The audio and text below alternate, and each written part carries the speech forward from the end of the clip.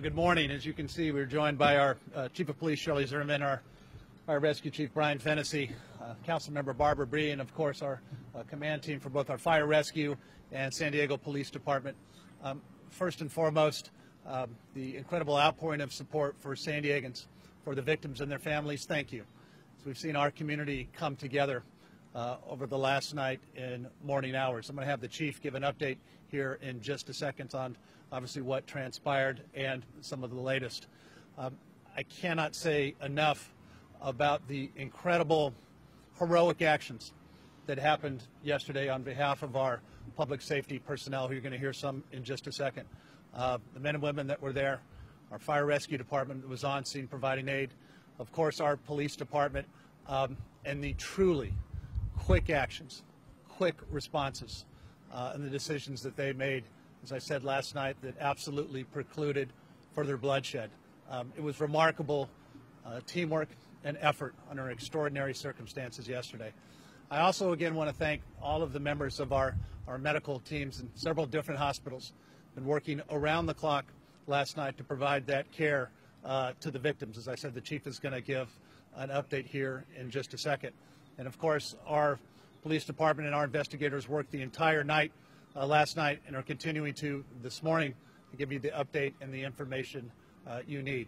I'll end where I began as well, to thank San Diegans for their incredible outpouring of support for the victims and their families coming together as one community, and to thank again our men and women yesterday who did heroic actions in very difficult and a horrific situation. They responded to the task. Let me turn it over to Police Chief Shirley Zimmerman. Thank you, Mayor. What I'd like to do now is go through a timeline as we know it. Again, information may change as we continue with our investigation, but this is what we know so far. At 6:06 p.m., our Police Department Communications Division received a call that 2 people were shot near the pool area of a condominium complex at 9045 Judicial Drive. A second caller, right at that about that same time, called and said that they heard 5 to 7 gunshots and that neighbors were yelling and that someone was outside with a gun. Continue to get additional calls that were coming in. Our officers were dispatched en route to the scene. Again, more callers were calling in and saying that they saw a suspect that was loading a gun in the pool area. We also made sure that our fire rescue department was made aware of that situation and to start dispatching units to Judicial Drive. Over the span of the next 6 minutes, from about 6:07 to about 6:13 p.m., about 20 officers, including our helicopter, were dispatched to that scene. Additional callers called in and said that saw numerous people, at least 3 to 4 victims that were down in the pool area and that they had been shot, and that the suspect was a white male in his 40s. Again, over the next several minutes, multiple callers continued to call into our communication center. At 6:13 hours, our helicopter and our ground units arrived on scene within a few seconds of each other. Our helicopter saw that the suspect was in the pool area and that he had a weapon and was armed with a weapon.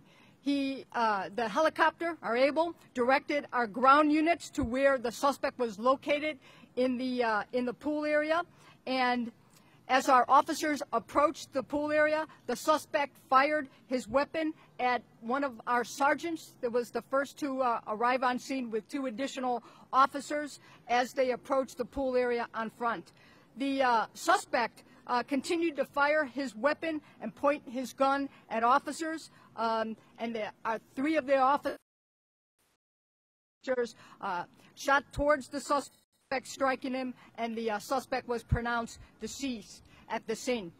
And again, I want to reiterate with Mayor Faulkner that all of our hearts, I tell you, go out to the victims, their families, and to all who know every single one of them. And what started as a celebration of a friend's birthday party turned into a tragedy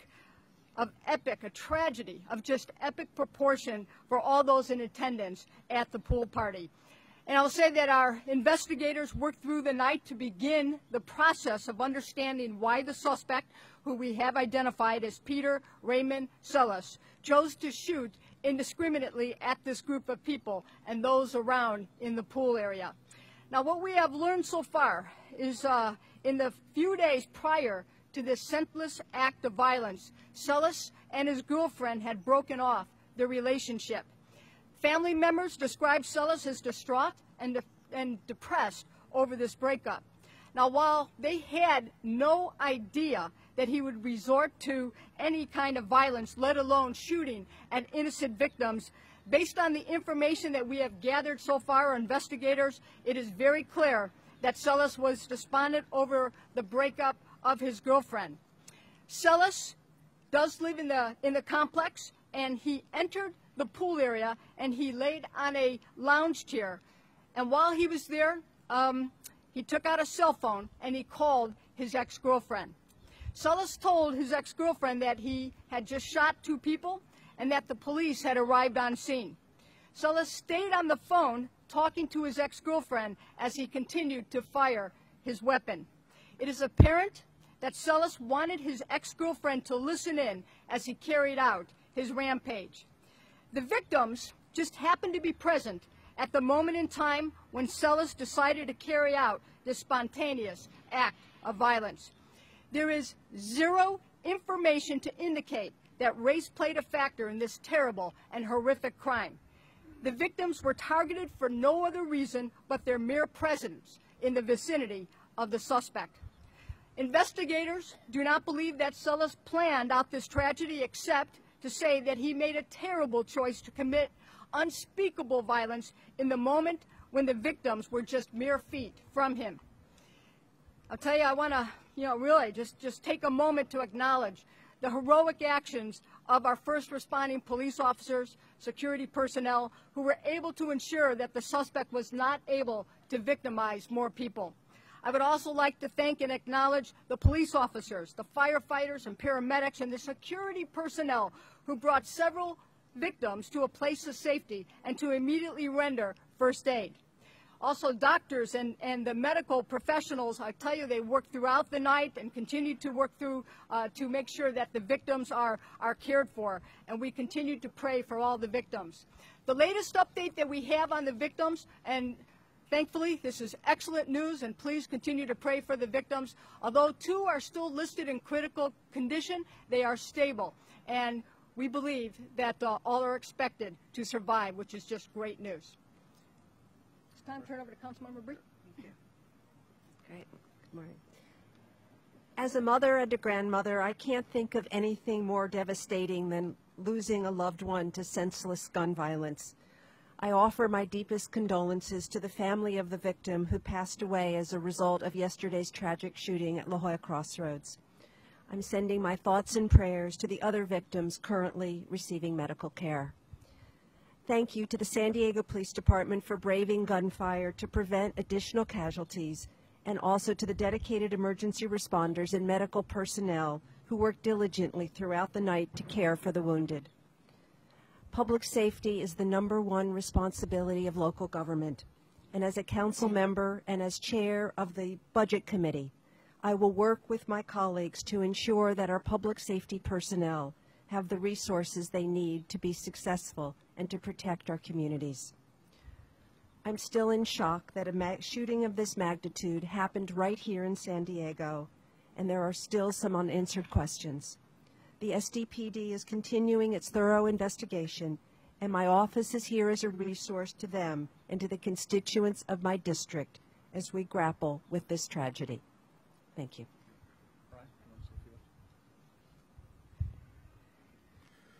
Good morning. At 6:08 p.m. last night, the Metro Zone Emergency Command and Data Center received a call transfer from San Diego Police reporting 2 gunshot wound victims at the apartment complex. Engine 35 and Medic 41 responded. Engine 35 arrived at 6:12, a 4-minute response with Medic 41 close behind. They were asked to stand back because this was a police activity and it needed to be cleared in.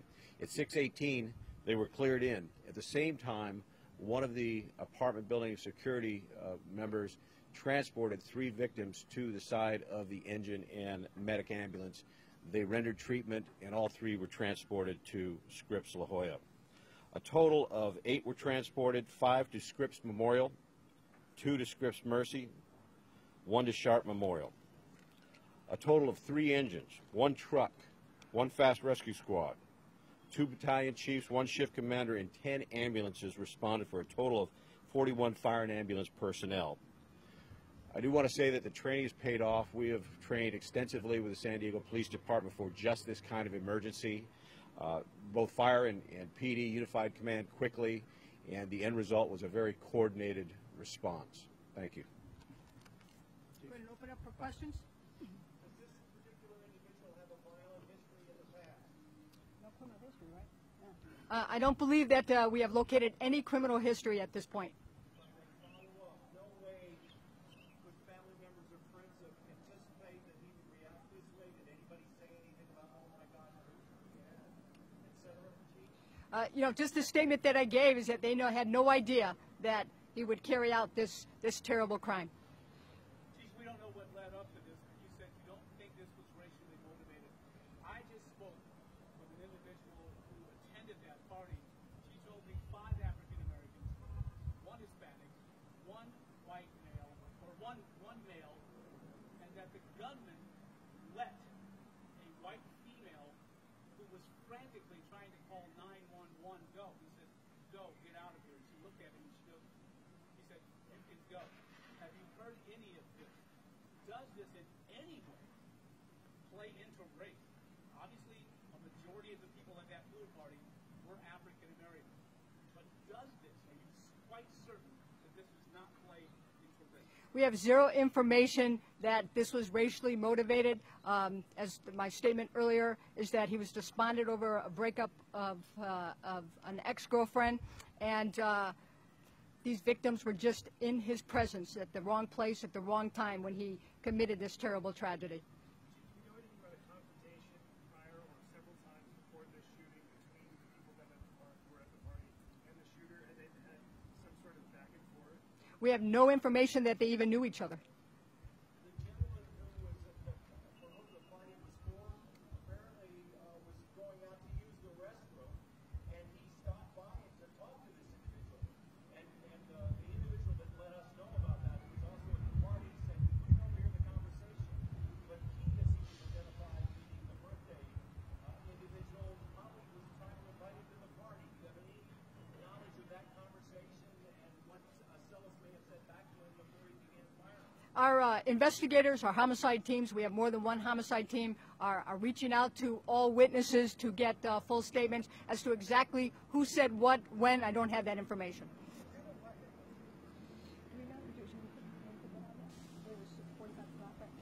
The information, he has one handgun register one that we've been able to find, and that is a 45 Sig Sauer that was bought, I believe, 3 years ago today. We don't at this point know exactly how many rounds were fired by him, by our police officers. The investigation will determine that. I will tell you is that there were numerous rounds.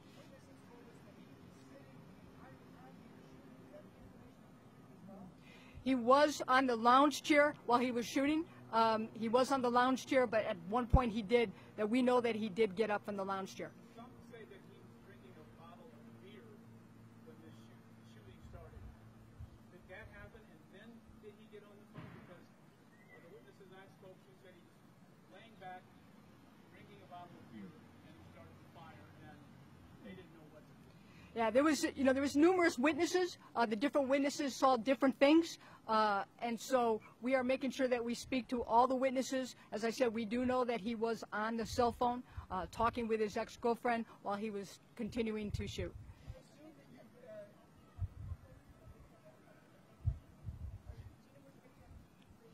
One of the victims does live at the complex. Well, I don't know at this time.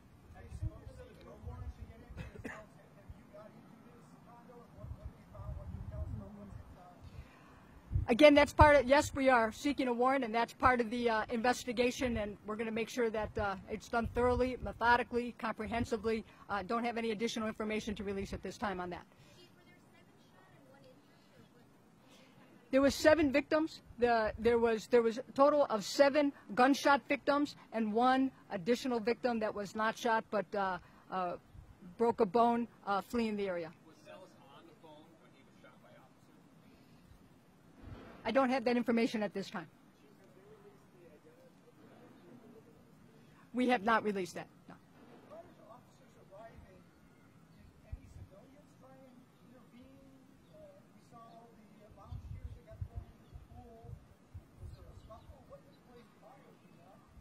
Again, the investigation will determine all that. The timeline that I gave you is the information that we have right now. Our investigators, as I said, more than 1 but 2 homicide teams, numerous people to interview, as you can imagine, not just this large party that was going on in the pool area, witnesses, the victims, but also a lot of people that might have been in the area. It's a large complex. So we have a lot more work to be done. We just wanted to update you today, and we thank you all for being here. As more information becomes available and we're able to release that information, we will.